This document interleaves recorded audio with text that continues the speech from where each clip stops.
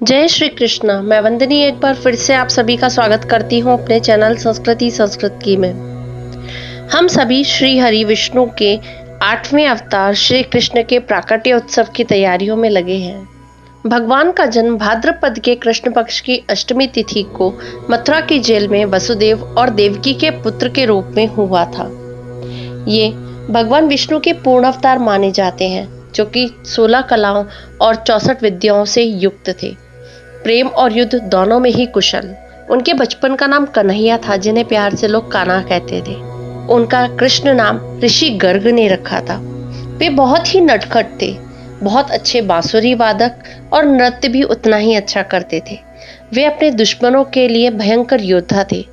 वे एक ऐसे अवतार थे जिनसे प्रेम करने वाला आज भी हर घर में मौजूद है।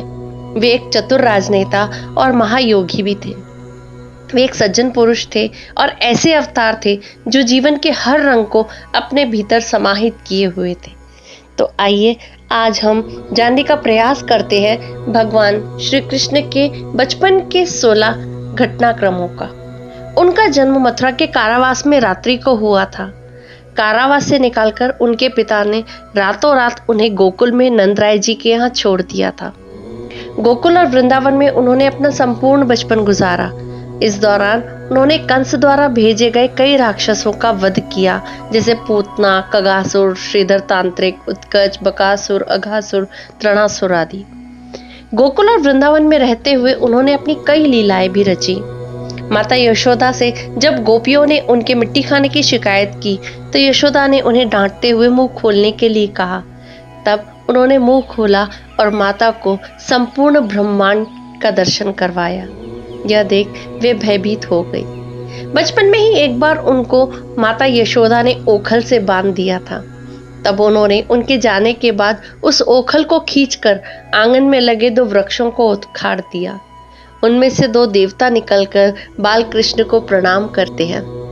बताते हैं कि वे यक्ष कुबेर के पुत्र नंद कुबेर और मणिग्रीव हैं और श्राप के कारण वृक्ष बन गए थे, किंतु भगवान श्री कृष्ण की कृपा से उनका उद्धार हुआ।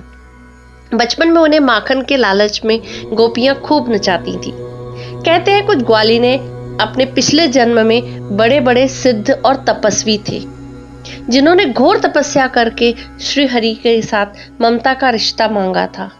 यही कारण है कि वे सभी ग्वालिने उन्हें माता जैसा प्रेम देती थी, उनके साथ नृत्य करती थी। श्री कृष्ण के बचपन में कई मित्र थे। ये सभी गोकुल और वृंदावन की गलियों में भगवान के साथ माखन चुराते और उधम मचाते थे। श्री कृष्ण को एक बार माता यशोदा ग्वालिनों की शिकायत पर एक अंधेरी कोठरी में कैद कर देती है। वहां श्री कृष्ण की लीला से एक भयंकर नाग निकल आता है। माता यशोदा कहती हैं, लल्ला बड़ा भयंकर सांप है, तू यहाँ से भाग जा। तब कान्हा कहते हैं, नहीं, मैं सांप के सामने अपनी मैया को छोड़कर कैसे भाग जाऊं। यह सुनकर मैया भावुक हो जाती हैं और फिर श्री कृष्ण के संकेत से वह सांप वहां से उन्हें नमस्कार करता हुआ चला जाता है। धनवा नामक एक बंसी बेचने वाला श्री कृष्ण को बांसुरी देता है तो वे उस पर पहली बार मधुर धुन छेड़ते हैं, जिससे वह बंसी बेचने वाला मंत्र मुग्ध हो जाता है और उसी समय से श्री कृष्ण बांसुरी बजाने लग जाते हैं। उनके बांसुरी की धुन पर गोपिकाएं और पूरा गोकुल बेसुध हो जाता है। श्री कृष्ण का राधा से मिलन उस वक्त होता है जबकि राधा के पिता श्री वृषभानु जी बरसाने से उनके घर फाग उत्सव का आयोजन करने के लिए विचार विमर्श के लिए आते हैं।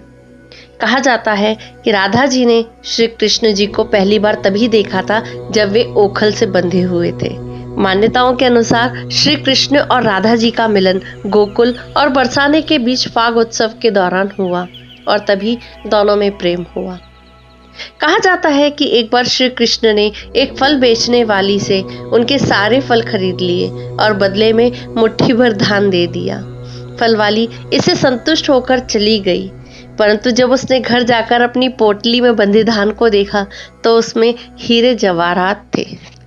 एक बार श्री कृष्ण की लीला से गेंद यमुना के कालिया देह नामक स्थान पर अंदर पानी में डूब गई। तब वे गेंद लेने के लिए पानी में कूदे। तब किसी ने कहा, वहां मत जाओ, वहां कालिया नाग रहता है। वह तुम्हें भस्म कर देगा। परंतु श्री कृष्ण किसी की नहीं सुनते और नदी में कूद जाते हैं और भीतर कालिया नाव का दमन करके उसे यमुना जी के रास्ते समुद्र के मध्य रमणक द्वीप पर जाने का आदेश देकर अपनी गेंद ले आते हैं। श्री कृष्ण ने बचपन में ही गोकुल और वृंदावन में इंद्रदेव की पूजा और इंद्रोत्सव यह कहकर बंद करवा दिया कि वे अहंकारी देव हैं। पूजा करनी है तो गोवर्धन पर्वत की कीजिए। इंद्रोत्सव बंद होने से इंद्रदेव कुपित हो गए और सावर्तक से कहकर गोकुल और वृंदावन में जल प्रलय करवा दिया। भगवान ने सभी ग्रामवासियों को बचाने के लिए गोवर्धन पर्वत को अपनी उंगली पर उठा लिया और 7 दिन तक गांव वालों को उसी के नीचे शरण दी। यह देख इंद्र और सभी देवता दंग रह गए और हार कर उनकी शरण में आ गए। तब से गोवर्धन पर्वत की पूजा प्रारंभ हुई। इस तरह श्री कृष्ण ने बचपन में अपनी कई लीलाएं की और अंत में मथुरा जाने से पूर्व श्री कृष्ण ने राधा जी और सभी सखियों के साथ महारास किया। महारास की चर्चा पुराणों के अलावा भक्ति काल के कई कवियों ने की है। मथुरा जाने के बाद उन्होंने सबसे पहले कुब्जा का उद्धार किया, फिर शिव जी के धनुष को तोड़ा और अंत में कंस का वध किया। बाद में वे संदीपनी आश्रम में अपनी शिक्षा के लिए चले गए। कंसवध के बाद उनकी बाल लीलाएं समाप्त हो गई। उसके बाद वे एक कुशल योद्धा और राजनेता के रूप में स्थापित हुए। भगवान श्री कृष्ण की इन बाल लीलाओं और बाद में किस प्रकार उन्होंने कुशलता से अपने शासन को स्थापित किया, इसके बारे में तथा भगवान के आसपास रहने वाले लोग उन्हें किस रूप में देखते थे, इस बारे में हम चर्चा जारी रखेंगे अपने वीडियो में। तब तक के लिए नमो नमः।